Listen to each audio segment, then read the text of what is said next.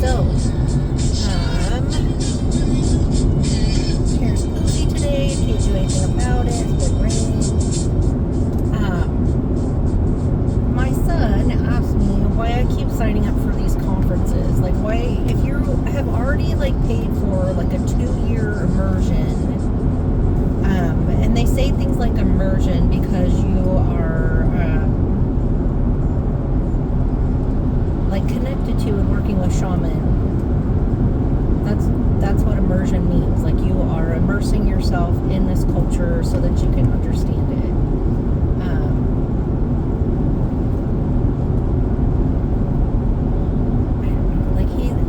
I sign up for free conferences because you never know who you're going to hear from, and you never know.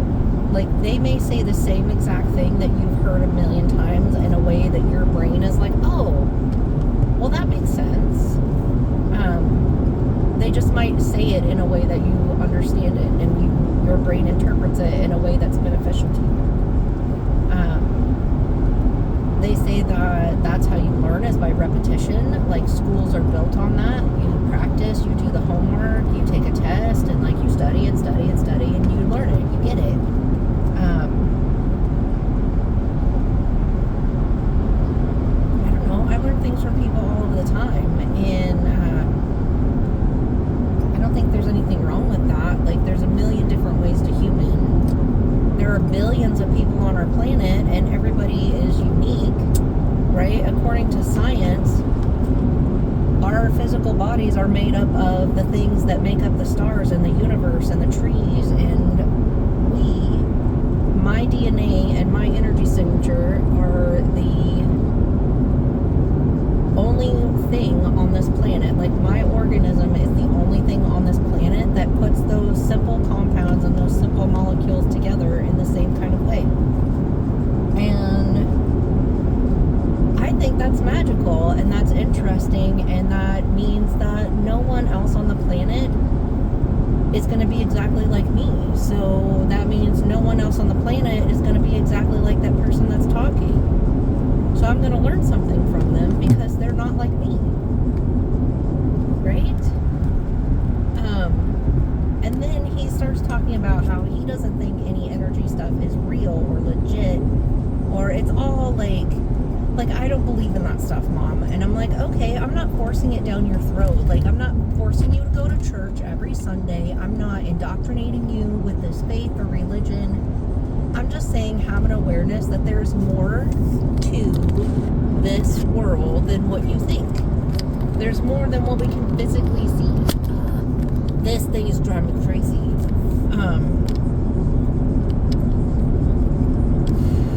One of the people that I just listened to in the Navajo immersion, because I just signed up for this 2-year thing to work with 50 plus shaman and healers from around the world, and it was the final discussion from a Navajo speaker, and he was talking about how he has a psychology degree in indigenous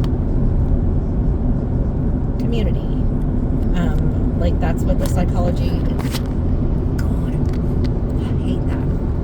But I'm not going to be able to re-record it because I'm on my way to work. But anyway,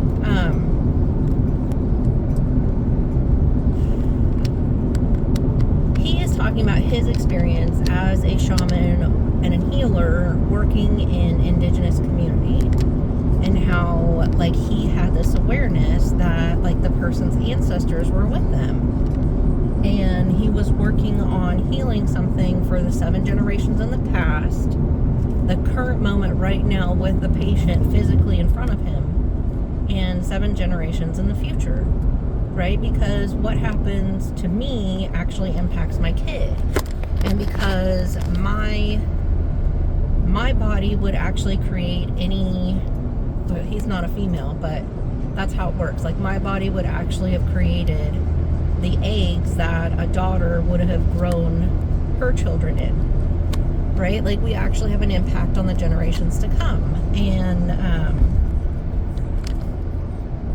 that makes sense. That's something that other shamans have heard. But like when I hear these people talk and I like ask questions and I like get super involved in it and I want to know more about it, and he's literally like rolling his eyes in the background and saying like it's stupid and it doesn't make any sense and like it's all just mumbo jumbo shit, like, and then somebody else is like, they're delusional, they're seeing spirits in your car. Like, that's not physical reality, and it's your job as a psychologist to like get that person out of that delusional state. But like, he has a PhD, right? Like, I don't think colleges are giving away PhDs to mumbo jumbo bullshit, right? Like, just because that's not what you've had your training in, it doesn't mean that there's something like wrong about it. And if you have shared DNA with an ancestor from 7 generations past, that their descendants, like 7 generations is like thousands of people, right? So that same ancestor probably has thousands of descendants that you have shared DNA with.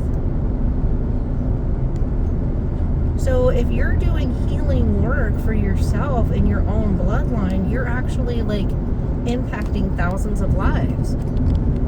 You're helping the world, right? Like, in your own way, right? You start off with your own self and then it expands out to your own family. And like, I just think you can't discredit something because you've not personally experienced seeing a ghost, right? Like, I can honestly tell you that I've not ever seen, like, my dad who has passed away, I've not actually physically seen him walk up and give me a hug, right? But I've had experiences where, like, the right song came on the right moment. It made me think of my dad, and it provoked feelings of, like, comfort and wholeness, and comforted the grief that was in me. And I don't think that that's crazy, right? Like, I don't know why people discredit things like that. Like, okay, I've taken a class from a woman in New York who went out of business during COVID, but it was called Energetic Self-Defense, and it was specifically for women. And she talked about, like, imagining yourself in a bubble, right? Like, practice those energetic boundaries before you leave the house in the morning. Spend 5 minutes a day. Imagine yourself in your bubble and fully take up your bubble, right? Like, you're standing inside this iridescent, all the colors of the rainbow, all the colors of the chakra bubble that is permeable, that can easily pop because you're not creating a prison cell for yourself, right? We're not walking around in like a jail cell all day long. We are just aware of an energetic boundary. It's iridescent, you can see through it, and it just helps you to understand boundaries and have that kind of awareness that like, a human being is more than just our physical body that you can touch. Like, we have an aura, we extend beyond our fingertips, as somebody else just said it, and I think in the Love Conference, like embodying love in its purest form, not just like relational love. But like, she does a practice where you like, you ask a question and you expand your energy out to like try to pull yourself in as tight as you can to your own heart, right? You're fully in your own heart, and that's the amount of space that you allow yourself. And then expand out to encapsulate your entire body. And then from there, pull yourself back in. So every time you ask a question and you expand your energy out to pull in that answer. And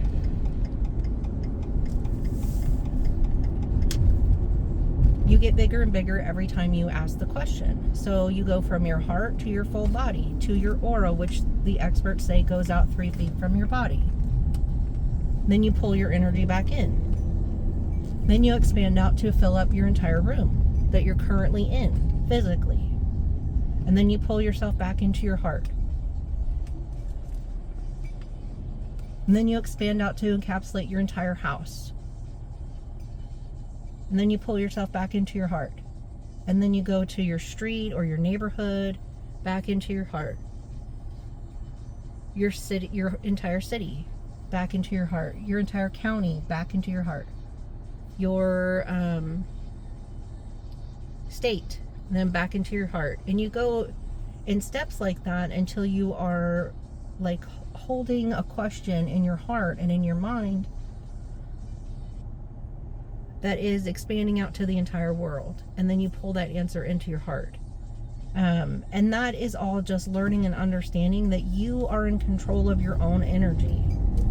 You have that kind of power over your own self.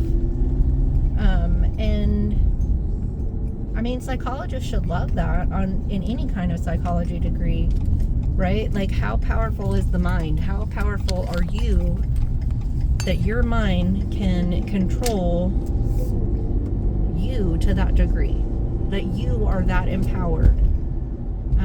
And I don't think that things like that mean that somebody is delusional. I think that it means that you're strong and you're smart and you're capable, and that is a great way to start your day. And I don't personally see anything wrong with that, right? But then there's my kiddo. It's all mumbo jumbo stuff, and I don't know why you spend your money or waste your time on this stuff. But he is a teenager, and that's how it goes, right?